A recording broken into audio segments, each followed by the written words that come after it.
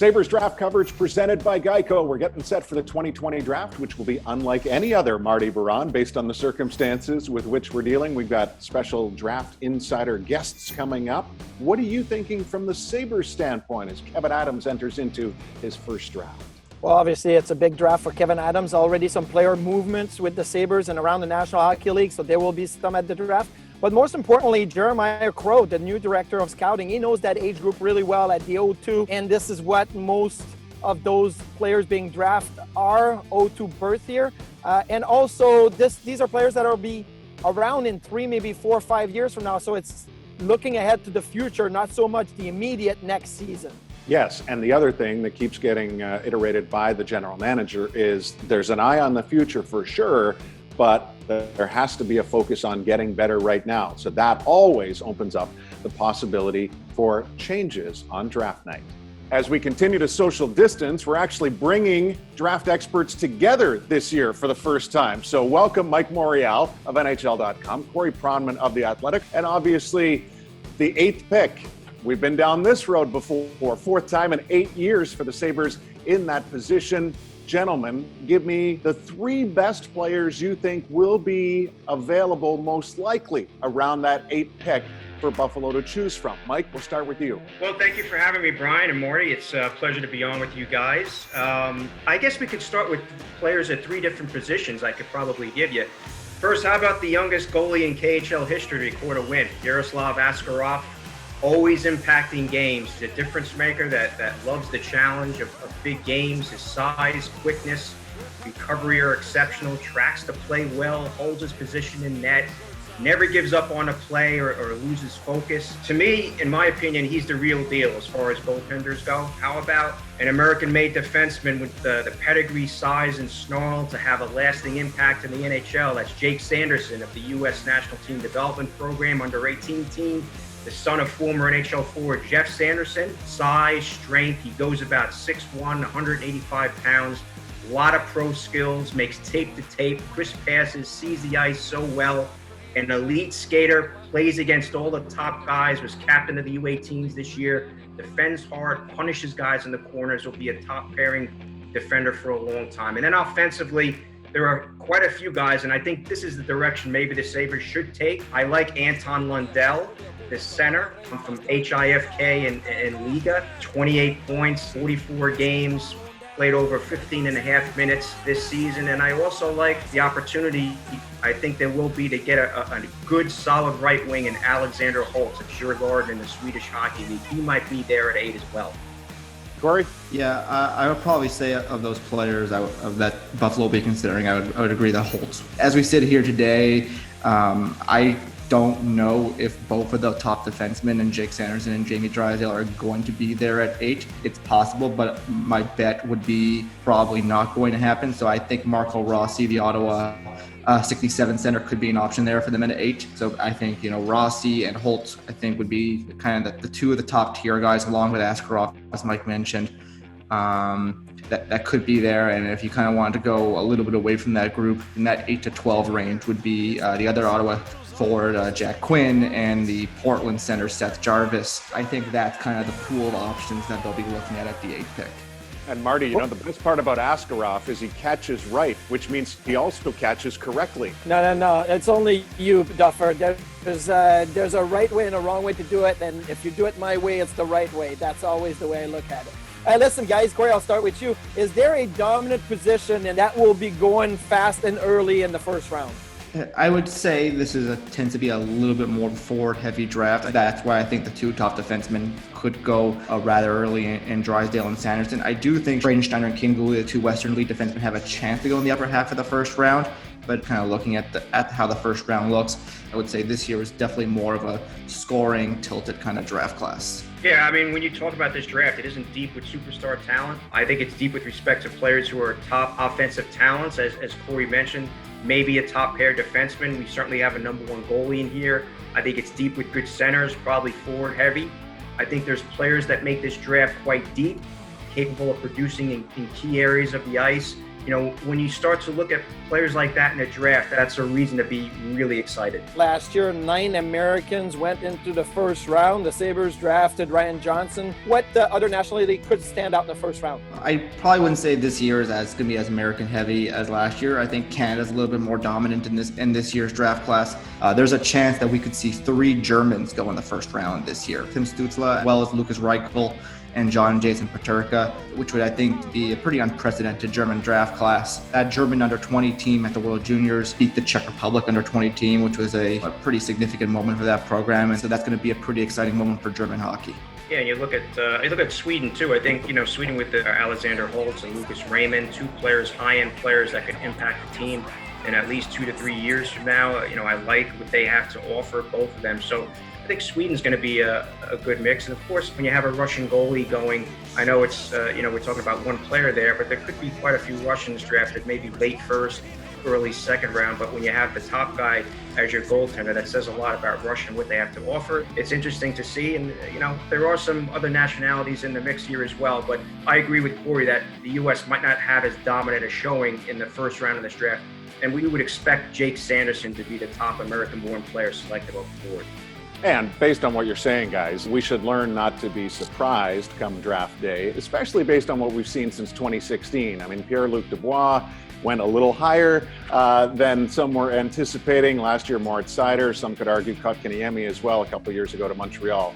Mike, do you feel that way, that the teams be willing to take their chance, if you will, inside the top 10? You always get those type of picks. And as you mentioned, Duff, Kotkaniemi going to Montreal early, there's those surprise picks, and that's what makes the draft so enjoyable and fun to watch, and projecting where these players will go. Look, all these general managers and scouts are doing their due diligence to make sure they get the player that has the highest ceiling. It's going to be interesting to see, and there's always that chance of maybe taking someone off the board that you're scrambling to find out more about after the pick is made. How about this, guys? I mean, it's 2020. It's been a weird year. Did the pandemic make it harder for people to scout and more likely to see surprises because we didn't have playoffs, we didn't have Memorial Cup, we didn't have a lot of the tournament events? I would say for the most part, a big chunk of the season had been completed. We missed the postseason, we missed the U18 World Championships, the World Championships. But I would say like 85% of the scouting was done. There was a lot of major showcase events happened. A lot of the major international events happened. I think next season probably might get a little bit more screwed up than this season, to be quite honest. For the last 6 months, a lot of NHL teams have been watching players by video pretty much every day. And I'm sure Buffalo has been one of those too. There's probably been too much time to scout this draft class. From talk to guys who have told me they've watched every single player's shifts of the guys they're considering selecting. I mean, that's kind of been the process there this year. Would you echo all that, Mike? Yeah. I mean, video and analytics have continually been advancing, particularly in the last decade. So for 2020, the draft preparation, there obviously is more widespread use of video due to the cancellation of games and the fact that, it is an available resource. The fact that there is no playoff competition to evaluate prospects does change in some ways the projection model. There's some kids that you might have only seen once or twice since August of 2019, and you're just waiting for that April tournament to come around so you can kind of sort and finalize everything out. But no team had that luxury, and it is what it is, guys. But the good thing is that it's the same for everybody. So no one has an advantage one way or another. So it's imperative to do your homework. Gentlemen, great stuff, as always, although uniquely different this time with the both of you on our screens here on Zoom. I'd say see you at the draft, but maybe we'll catch up virtually on draft night. Great. Thanks, Brian. Thanks, Brian. Thanks, Marty. Well, we can't finish strong without Sportsnet Sam's salacious sleepers and steals. It's become like this annual thing for us as we get set for the draft. Sam Cosentino, how are you, our friend? Yes, Mr. Duff, doing well. Nice to see you. Got the good background going on, waiting for another season of Sabres hockey. I gotta love it. Yes, and Marty Biron, of course, is anxious to hear what you may project for, Buffalo right now. And these things always change typically during the course of draft week or at the draft itself. But beyond the first round, they're looking at a second round, a fourth round, a fifth round, and then a couple in the seventh round. But You have had this incredible knack when we've met at the Combine the last probably handful of years here in Buffalo to identify guys that people are not always talking about going into the draft. Where do we start this year? Igor Sokolov is the guy that we need to start with there. And I think he's probably between a second and third round guy. He's a 2000 born player. He's gone through the draft a couple of times.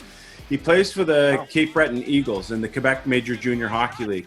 And what's really interesting about this player, if you go and look over the course of his first 3 seasons in the league, he's just under 100 goals, had 40-some last year. He's a big body guy, a puck protector, an amazing shooter of the puck. And he spent last summer staying over in the Maritimes to really work on his skating. He had big, thick, heavy boots like this guy was skating in mud.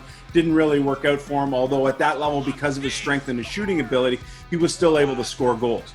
So the boots improved. They're still probably a little bit subpar for where you'd want to see it to play in the National Hockey League, but the goal scoring is a really difficult thing to find. He's gone to camp with Columbus in each of the last 2 years, so that didn't deter him. He went back, played a great season at Cape Breton, represented Russia at the World Juniors. So he's a guy that I think when it comes to that pure goal scoring ability is someone I think you should keep an eye on for sure. Lots of forwards available in the first round, and it's more of a forward-heavy first round. But what is it like for round 2 till the end of the draft? Is there more defensemen coming in the picture or even goalies at that point? Yeah, you know what, Marty? That's a great question. Let's put Yaroslav Askarov aside.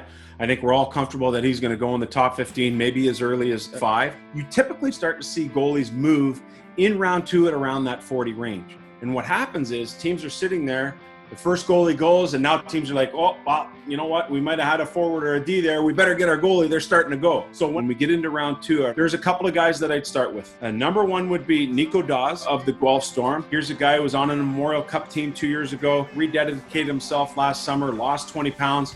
Had a wonderful year with Guelph, banged up towards January, but I think he's a guy with his size and the way he's rededicated himself has a chance. Drew Comesso played extremely well at the under 18s.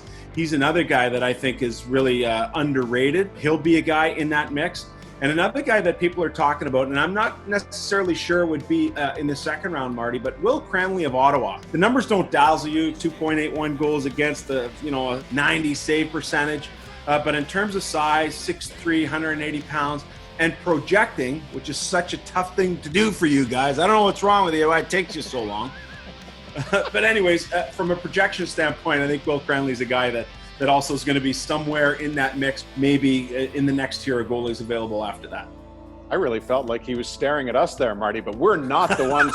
We're not the ones wearing the scouting hats. Let's be clear. Staring at you, it's those Duffer. goalies. Staring at you, Duffer, not at me. I played at 18. I was all right.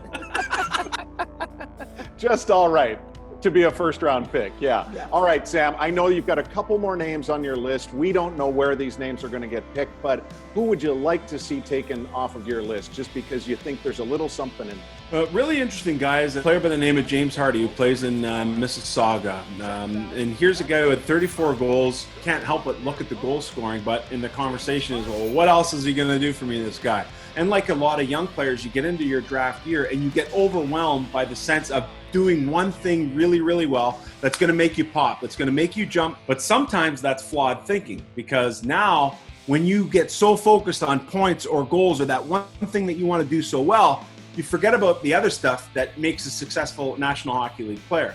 And I think Hardy really fits into that category. Having said that, scoring 34 goals that's a pretty good thing. And when it comes to draft eligible players, he is towards the top end of the class in that regard. One other guy that I really like, and I think you're probably looking into the third or maybe Buffalo's pick in the fourth, is Max Groshev. So he spent a significant amount of time in the MHL this year. He skates okay. He's kind of a thicker body guy, but a guy who's always seems to be around the puck. But I got to see him play in 6 games in our Canada-Russia series last November. Him and Rodion Amirov, which is probably a guy who's going to be selected in the first round, were the 2 underage players that normally don't get the type of opportunity playing in Russia. Those guys got all kinds of opportunity in that series, and they deserved it. It wasn't like, hey, here's the cookies for the young guy. No, they deserved it. They worked hard for their ice. They got their ice. They got into some high leverage situations, power play, a little bit of PK. So Groshev is probably not at the talent level of Amirov, but I do think he's a guy that does have some value in the draft once you get mid-third, maybe into the fourth round. Sam, any defensemen catching your eye? Helge Grom, 6'3", right shot defenseman in a draft where defensemen aren't necessarily, the high end. So he's a guy that's going to be really interesting for me to watch. He's probably towards the 25 and beyond into that 45. I think there's a wide variance there. But as you know, when you're in a draft that's void of a position, and especially something as important as defense, those players tend to get elevated a little bit as they go off the board. Are teams more inclined to draft a player that maybe is playing right now in Europe as opposed to a kid that is sitting at home and not playing in Canadian juniors? Yeah, you know what, Marty? I think that's a really good point. There's no question those guys are going to get an opportunity. But I would tend to think that the more looks of the higher end players are what's driving the scouting industry right now. And it's not that many North American people are going over there to watch, but they're watching from North America on video, and the European scouts for teams are definitely over there keeping an eye. Has the guy grown? Is he faster? All of these things that might have happened over this 6-month stretch can definitely have an impact on what's going to happen. Maybe he wasn't on the radar. Well, while I'm here, I may as well check him out. Oh my gosh, he's grown 3 inches. Oh my gosh, he put on 12 pounds. Oh my gosh, all of a sudden he's got mitts. All of a sudden he can skate. So I do think that there's going to be some value for those guys. No question. Sam, great insight as always. Like I have to say to Marty every time, next time, please bring more energy, okay? I love it, guys. Marty, great to see you, man. Awesome background there. Duffer, you're a beauty. We got the swords working back and forth. You got to love it. Sorry I wasn't in the suit, and I'm really ticked that I didn't get the chance to go to the Combine. As you know, I love that event. It allows you to be around hockey people. Buffalo does such a wonderful job with the setup there. We missed the in-person interviews, missed the guys puking on the bikes, you in your tight suit. Marty, he's big time. I don't know if he ends up coming to the Combine or not for us little guys, but hopefully we get it back to normal next year, guys. Sounds great. We'll see you soon, Sam. Okay, take care. Thanks. Marty, was there a shot from Sam Cosentino about goaltenders taking a little longer to develop? I mean, numbers are numbers, and I distinctly remember Kelly Rudy being embarrassed by his numbers going into his draft year when he was playing out in the Western Hockey League. Yeah, I think I got drafted and I thought I was going to make the Buffalo Sabres right away. Like, Dominic who? Hashtag who's this guy? Now, looking back, it's 25 years ago. And really, I should have known it was going to take me a few years to learn the game and develop and get stronger to be able to play. But I think it was a little bit of a shot from Sam, but he's right also, so I can't blame him. No, and what we are anxious to see is what unfolds on October 6th and 7th, the days, nights of this NHL Draft 2020, and your coverage here of the Sabres presented by Geico.